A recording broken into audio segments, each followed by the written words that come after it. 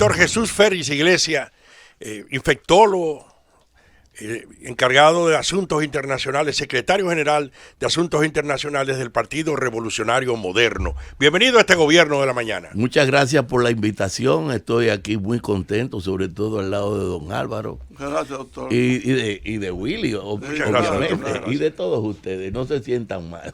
Gracias por venir, doctor. El placer es nuestro. Mire, usted me va a excusar que me salga del tema un poquito. Bueno, me salga no, porque eso. Usted es un médico de prestigio internacional, sobre todo dentro de su especialidad. Entonces, yo quisiera empezar, de que entremos en la parte interesante, parte política. Usted como secretario general de Asuntos Internacionales del principal partido de oposición, ya eso de por sí es una distinción. Pero fíjese, ahorita Nayib Chaed dio un dato de cómo se había reducido de una manera considerable, impresionante, lo positivo, el asunto de los casos del contagio de este virus. ¿Qué usted opina de este nuevo virus y de las medidas dominicanas? Mira, realmente ha habido un exceso de alarma a nivel mundial con este virus. Y es lógico porque en los últimos 100 años, el coronavirus es una familia de virus que afecta a los animales. Está en la mucosa respiratoria de los animales y del intestino.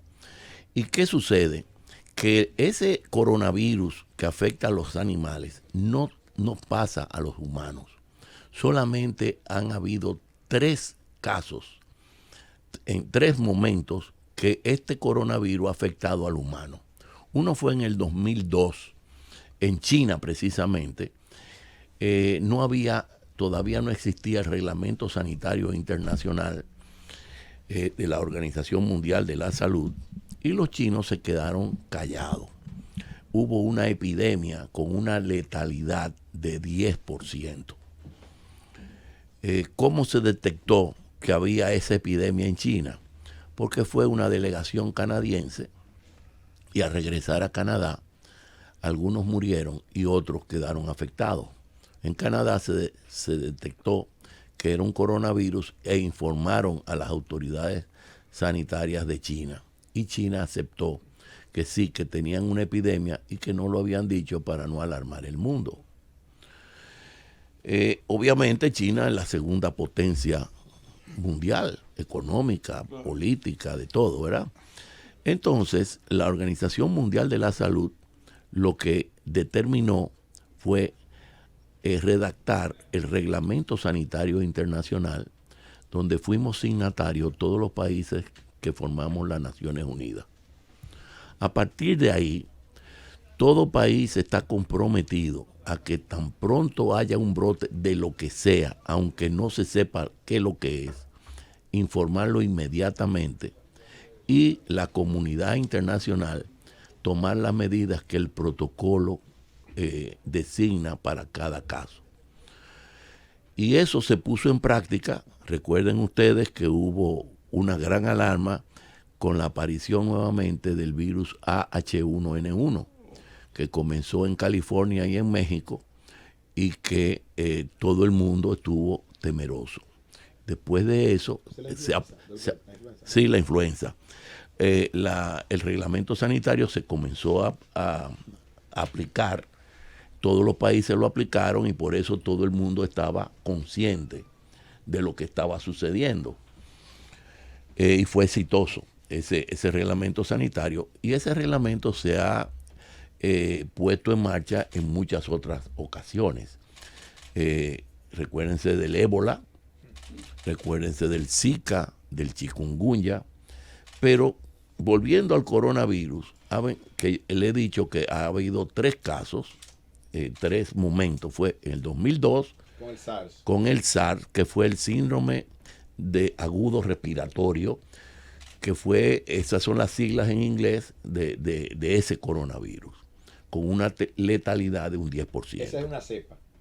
Sí, esa fue un coronavirus que fue del murciélago a la civeta, que es un animal salvaje, y de la civeta pasó al humano. Recuérdense que en Asia y sobre todo en China se come todo. Se come murciélagos, se come ratones, serpientes, todo. Entonces, además hay que pensar que China tiene 1.435 millones de habitantes.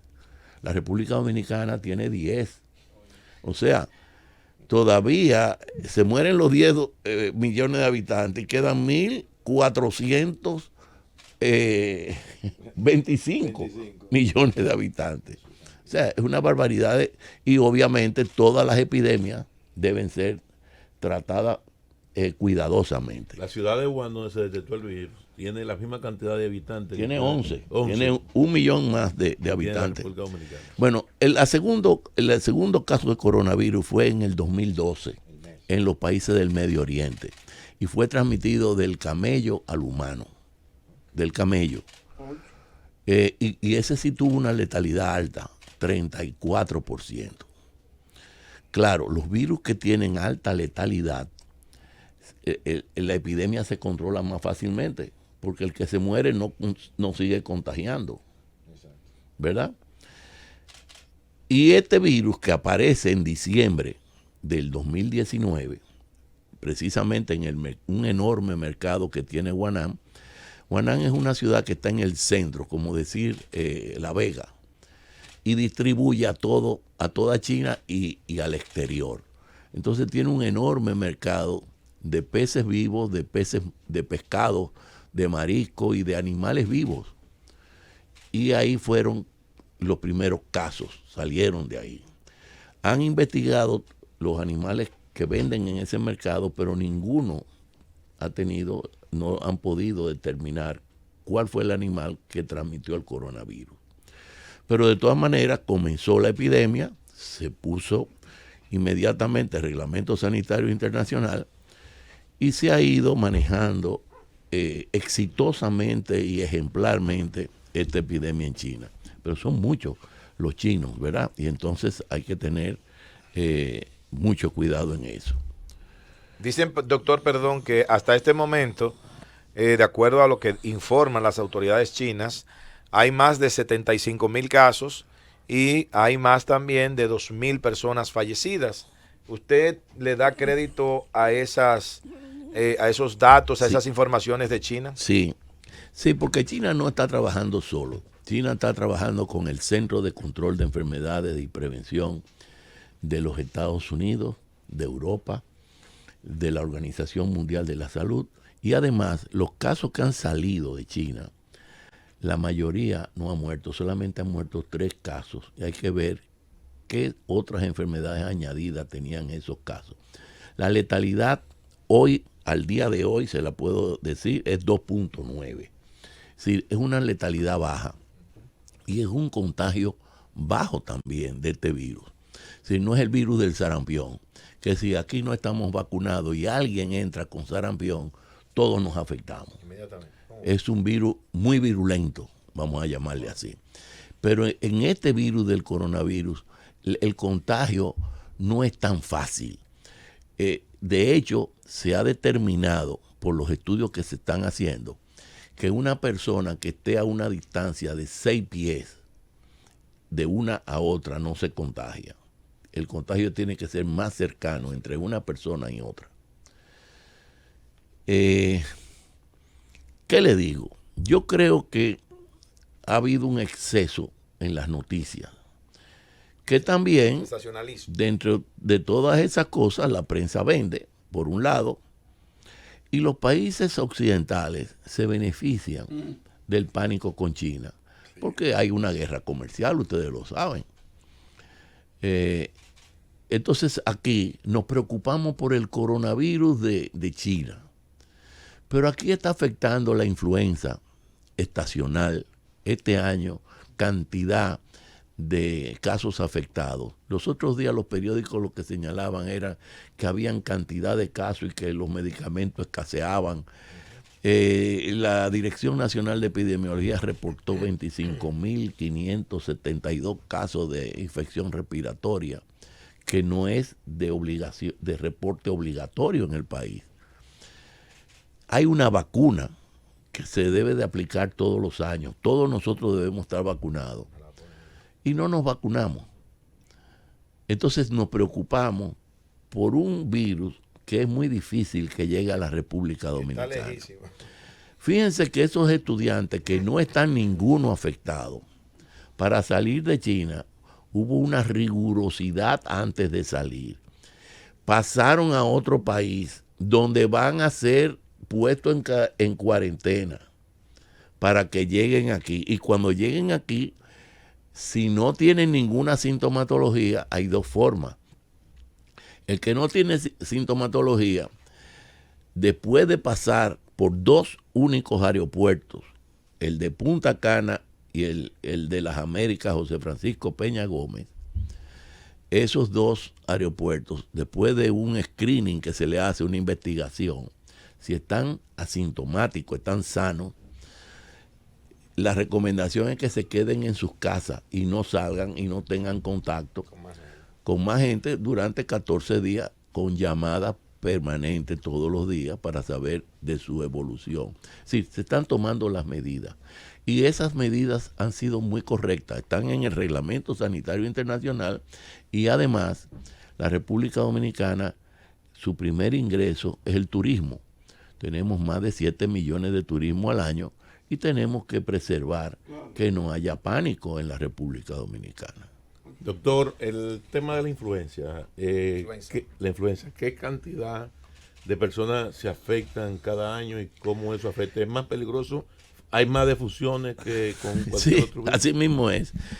Ahora mismo, si usted entra a la página del CDC de Estados Unidos, es www.cdc.gov, P corta, y busca las estadísticas de influenza. Son enormes la cantidad de muertos por influenza.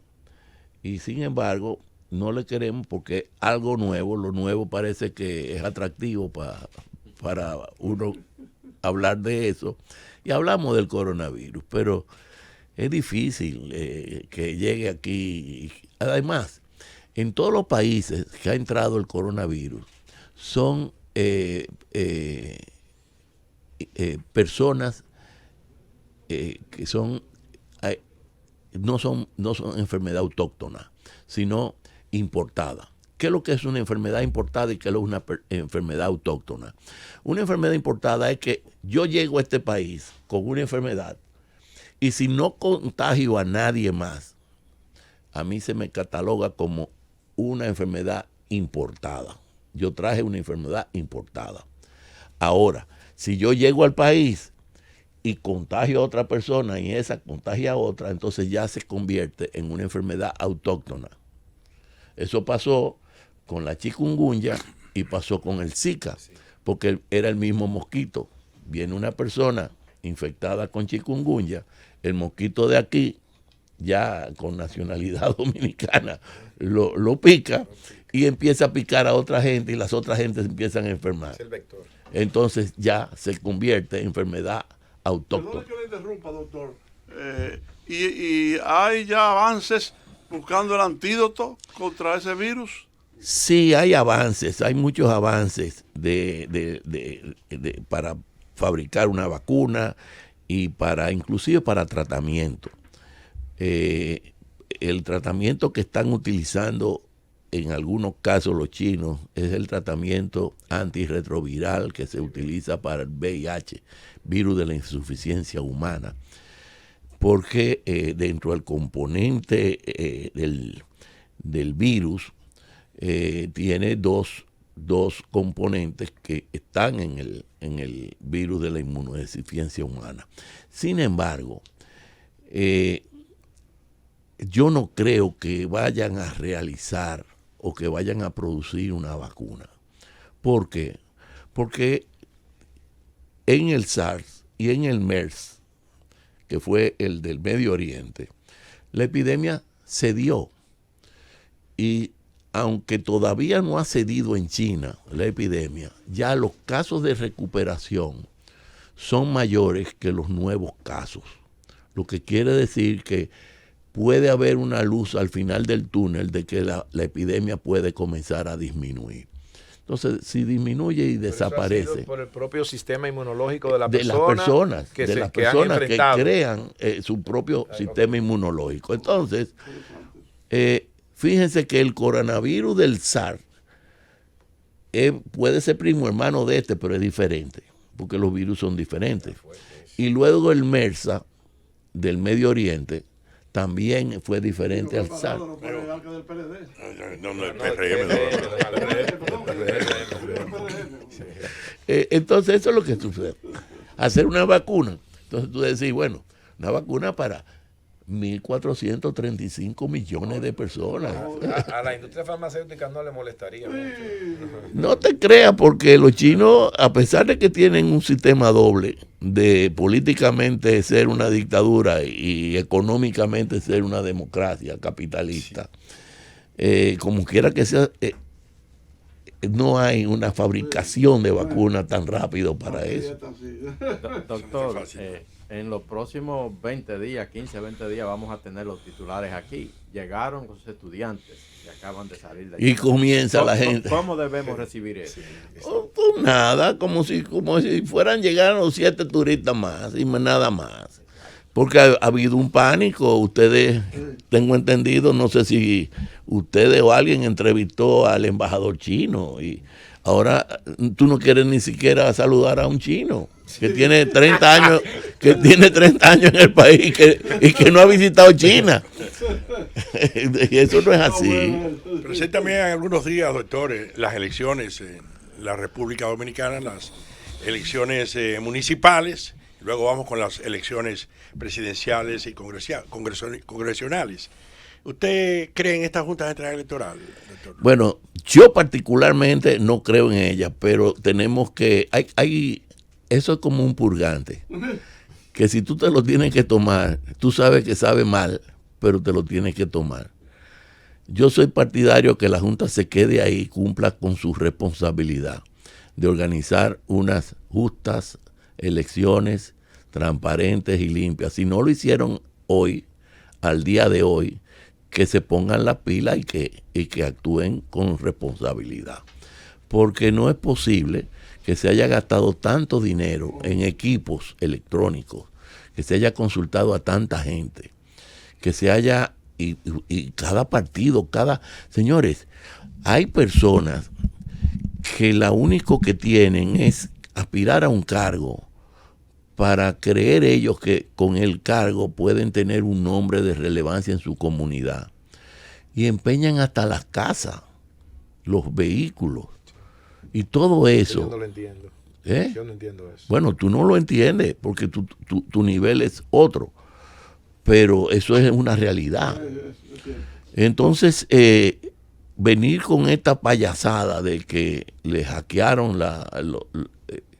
no puede ser, porque si hay seguridad, entrar a un sitio vedado debe tener cámaras antes y dentro del sitio vedado y debe tener por lo menos 2 cerraduras con 2 llaves diferentes, que tengan que 2 personas diferentes abrir, como en los bancos, cuando tú vas a buscar una caja de seguridad, que el banco tiene una llave y tú tienes otra, porque es algo que es así.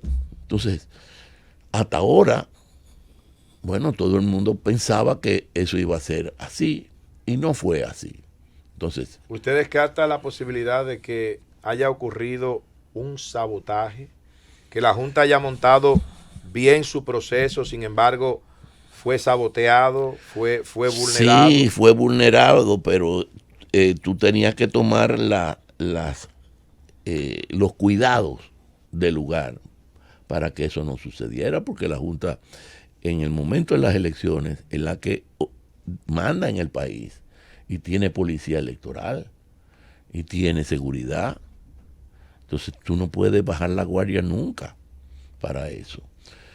Y claro, nosotros como partido de oposición acusamos al partido de gobierno y al gobierno de estar involucrado en esa trama y que esto se está manejando desde el Ministerio de Defensa, que todavía es peor la situación, porque los militares ya habíamos superado esa etapa de que los militares estuvieran en política. Pero, ¿cómo se puede afirmar eso, doctor? Las pruebas. ¿Cómo vincular al Ministerio de Defensa? Cuando se hace una declaración es porque se debe tener los pelos en la mano. Exacto. Y el partido lo tiene para su debido momento. Yo no lo puedo divulgar, no lo sé tampoco, pero el partido lo sabe. Doctor, este asunto de ir a una comisión que usted presidiría como secretario general de Asuntos Internacionales del partido, es cierto que una gira internacional para denunciar que supuestamente aquí podría estar empezando una dictadura. Bueno, por lo menos informar lo que sucedió y lo que está sucediendo. Sí, hay personas que están saliendo para Europa y para Estados Unidos, y nosotros como Secretaría Internacional estamos enviando correspondencia gracias al internet, que ya no hay que enviarla por correo, ponerle unos sellitos y mandarla para 5 días después el cartero que la reciba la entregue. No, con el internet de una vez están en manos de todos los partidos políticos.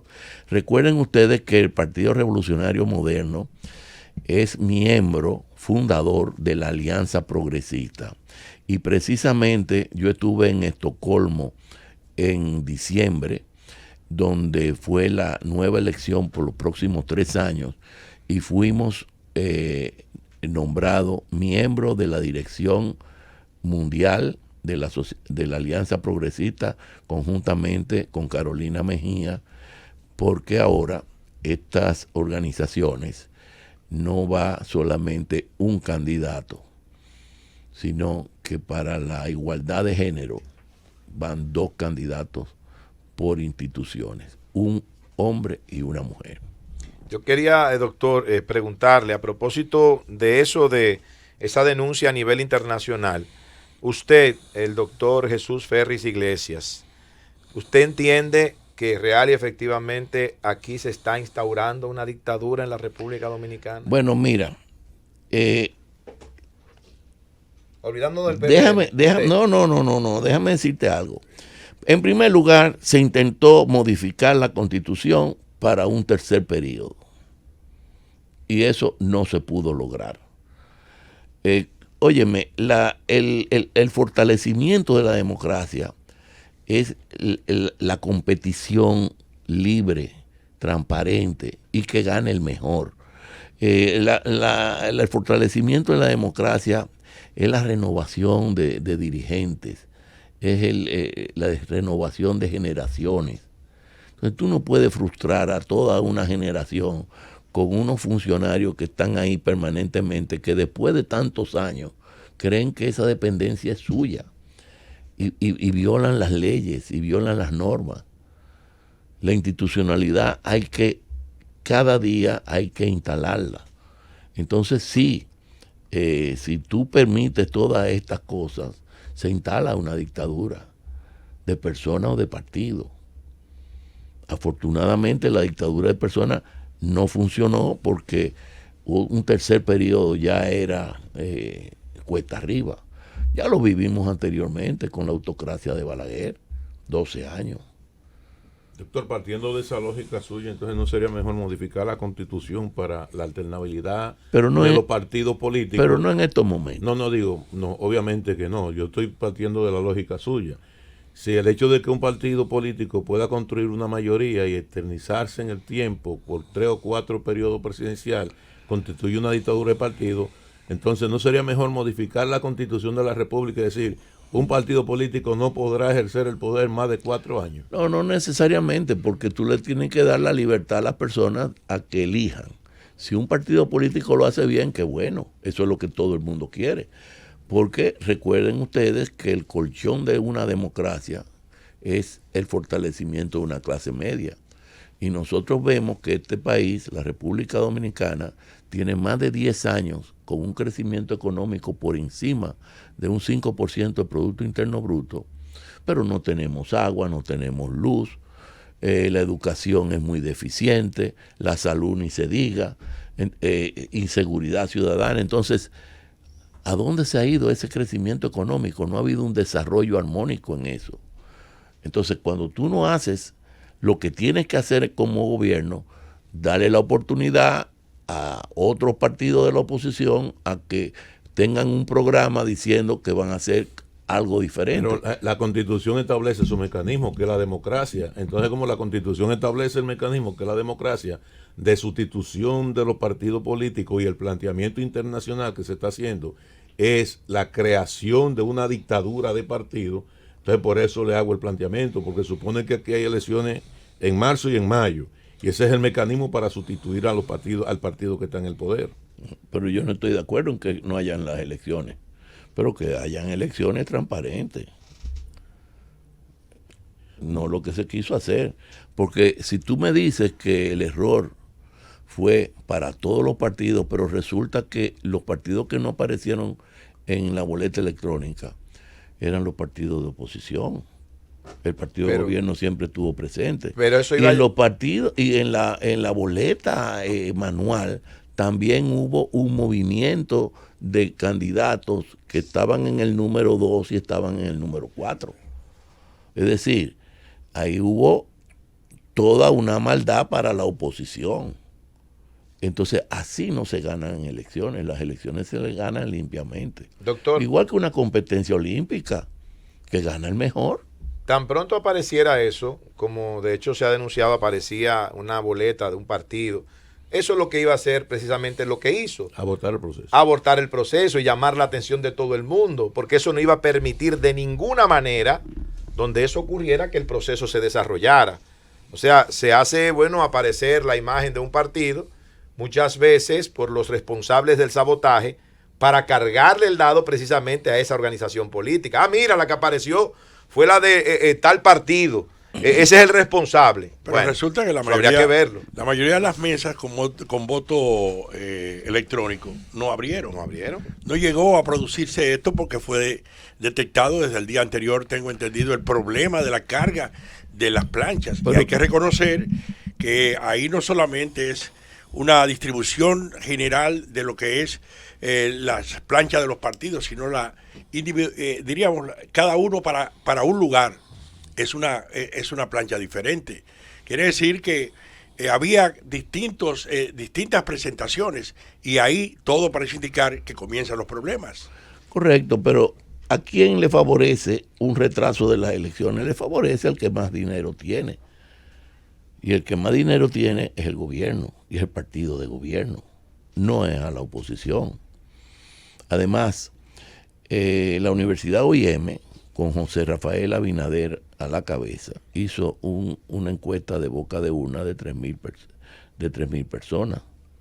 Y las personas que dijeron que habían votado era un 47% versus un 32% a favor del Partido Revolucionario Moderno.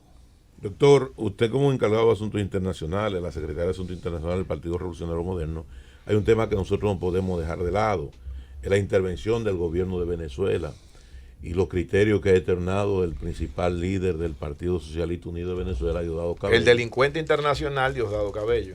Es donde ha dicho de que esta supuesta trama está vinculada a la derecha, está vinculada al Departamento de Estado y que aquí absolutamente no pasa nada, mientras que Venezuela es fruto del ojo del ciclón. Una dictadura. Y que aquí... Explíqueme esto. ¿Usted favorece, usted está de acuerdo con esos criterios externados por el señor? No, mira, él lo que se refería era que si eso hubiese sucedido en Venezuela, que lo hubieran acabado los Estados Unidos y los otros países. Pero ese es el criterio de él. No es el criterio de nosotros. Nosotros estamos aquí en el patio. Ese es un problema de Diosdado Cabello con el gobierno. Acusa al gobierno y al partido del gobierno de eso. Todo el que coincida con nosotros, bienvenido sea. Gracias, doctor, por estar con nosotros. Doctor Jesús Félix Iglesias en vivo en este Gobierno de la Mañana. ¡Llévatelo, Cundo!